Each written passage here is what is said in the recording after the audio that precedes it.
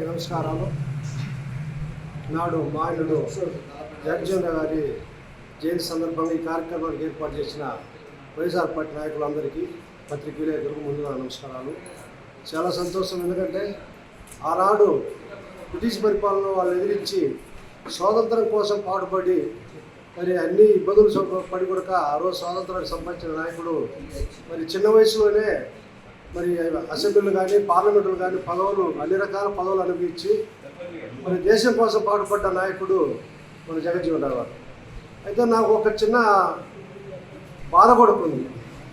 అంటే స్వాతంత్రానికి పాటుపడి అన్ని రకాల మనకు స్వేచ్ఛనీయడానికి మనకు సంపాదించిన నాయకులు కాడికి వచ్చే వరకు మన స్వార్థ రాజకీయాల కోసం కులాన్ని అంటగట్టి జగజ్జీవన్ రావు అయితేనేమో మాదిగా, మరి అంబేద్కర్ అంటే మాల, జ్యోతిరావులు అంటే బీసీ అనే దాని ఒక స్వార్థ రాజకీయం కోసం ఒక కులాల ముద్ర అంటగట్టి, మరి పొట్టి శ్రీరాములు అంటే వయస్సు, గాంధీమాతుడు అంటే వయస్సుడు అని చెప్పినట్ట ఆ ముద్రలేసి మన స్వార్థ రాజకీయాల కోసం దాన్ని వివేచించి కులాలు రెచ్చగొట్టి కులాలకు అంటగట్టిన ఈ నైజాన్ని మానుకుంటే మన దేశం ముందుకు పోతుంది. ఎందుకంటే ఆ రోజు ఎందుకు ఒక కులం కోసం కాదుగా ఇది పాటుపడ్డది.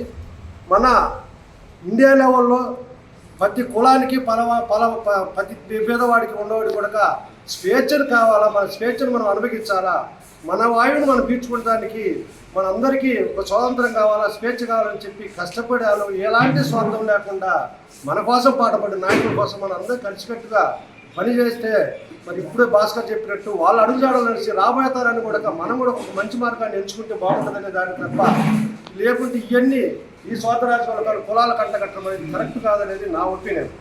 అందుకని ఈ రకంగా మనం రాబోయే తరాలు కూడా మనందరం కూడా ఈ తరాలు అందరూ కూడా కలిసికట్టుగా వాళ్ళు చేసిన కష్టాలు గుర్తించి అందరూ కలిసికట్టుగా ఏ కార్యక్రమం చేయాలని ఒక కలిసికట్టుగా కులాలు అనేది లేకుండా అందరం సమన్వయంతో పనిచేసుకుంటే బాగుంటుంది అనేది నా ఒపీనియన్. మరి ఇలాంటి నైజాన్ని పక్కన పెట్టి వాళ్ళు అడుగుజాడలో మనం నడవాల్సిన బాధ్యత ఎంతైనా ఉంది. కాబట్టి అందరం కూడా వాళ్ళని ఆదర్శం చేసుకొని మంచి మార్గాన్ని ఎంచుకోవాలని చెప్పి మరి నేను అందరికీ మరొకసారి గుర్తు చేస్తూ, ఈరోజు బాబు జగజ్జీవన్ రావు జయంతి సందర్భంగా వైఎస్ఆర్ కాంగ్రెస్ పార్టీ ఆధ్వర్యంలో ఇక్కడ ఆయనకి ఘనంగా నివాళులు జరుపుకుంటున్నాము. కార్యక్రమం చేసిన పెద్దలందరికీ కూడా ముందుగా నమస్కారం తెలియజేసుకుంటూ, మరి స్వాతంత్రానికి పూర్వమే మరి 1937 సంవత్సరంలోనే ఎమ్మెల్యేగా, మరి బ్రిటిష్ వాళ్ళ కాలంలోనే ఎమ్మెల్యేగా వచ్చాడు. మరి దళితుల ఇంట్లో పుట్టి మరి సామాన్య కుటుంబంలో పుట్టినప్పటికీ కూడా స్వాతంత్ర పోరాటంలో గొప్ప పోరాటం చేసి అక్కడ ఉన్నటువంటి మరి అసమానతలు ఏవైతే ఉన్నాయో, అంటరానితనం ఏవైతే ఉన్నాయో వాటి మీద ఆయన చేసిన పోరాటానికి అక్కడ ప్రజలందరూ కూడా ఆయన్ని 1937 సంవత్సరం స్వాతంత్రానికి 10 సంవత్సరాల కిందనే ఆయన్ని శాసనసభ్యుడిని చేశారు. మరి అప్పటి నుంచి కూడా మరి గాంధీ నెహ్రూలతో పాటు ఆయన కూడా రాజకీయ ఉద్యమాలన్నింటిలో కూడా పాల్గొని స్వతంత్రానికి ఆయన వంతు సహకారం అందించినది. మరి జవహర్లాల్ నెహ్రూ గారు మరి ప్రధానమంత్రి అయిన తర్వాత మొదటి క్యాబినెట్లోనే మరి జగజ్జీవన్ రావుని మరి మంత్రిగా ఆయనకి అవకాశం కల్పించారు.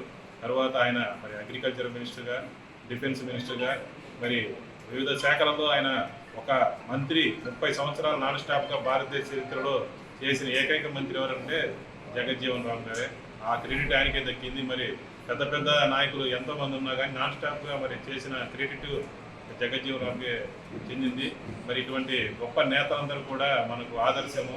ఈరోజు మరి అటువంటి వారి యొక్క ఆదర్శాలను మనం ముందుకు తీసుకుపోయి మనం రాబోయే కాలంలో వాళ్ళ ఆశయాలను కొనసాగించాలని చెప్పేసి మరి అవకాశం నాకు ఇచ్చినందుకు పాల్గొన్న ప్రతి ఒక్కరికి అందరికీ నమస్కారం తెలియజేసుకుంటున్నాను.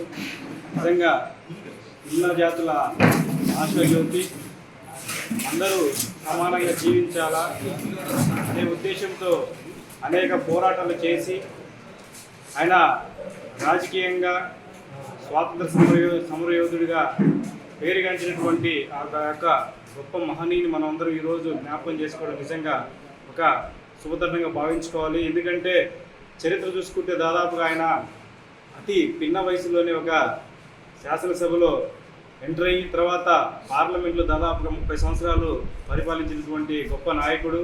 అదేవిధంగా అనేక కేంద్ర మంత్రి పదవులు కూడా చేసినటువంటి గొప్ప ఘనత ఆయనకుంది. నిజంగా దళితులలో పుట్టి దళితులలో ఆయన మంచి వన్నె తెచ్చినటువంటి గొప్ప నాయకుని వాళ్ళ మనందరం స్మరించుకోవడం గొప్ప తరుణంగా భావించుకొని, ఎందుకంటే మన భారతదేశంలో భిన్నత్వంలో ఏకత్వంలో భాగంగా అందరం మనం ఇవాళ ఉన్నటువంటి సందర్భంలో అందరం సమానంగా జీవిస్తున్నాం కాబట్టి అటువంటి గొప్ప మహనీయులను మన ఆదర్శంగా తీసుకొని మనం కూడా ముందు కొనసాగాలని చెప్పేసి మనస్ఫూర్తిగా కోరుకుంటూ ఈ అవకాశం ఇచ్చిన అందరూ జయంతి సందర్భంగా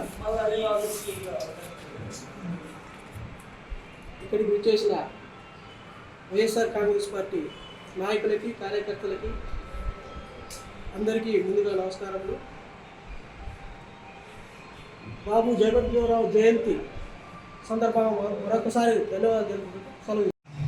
ఇంత ఘనంగా చేయడం అనేది మన చాలా సంతోషకరమైన విషయం.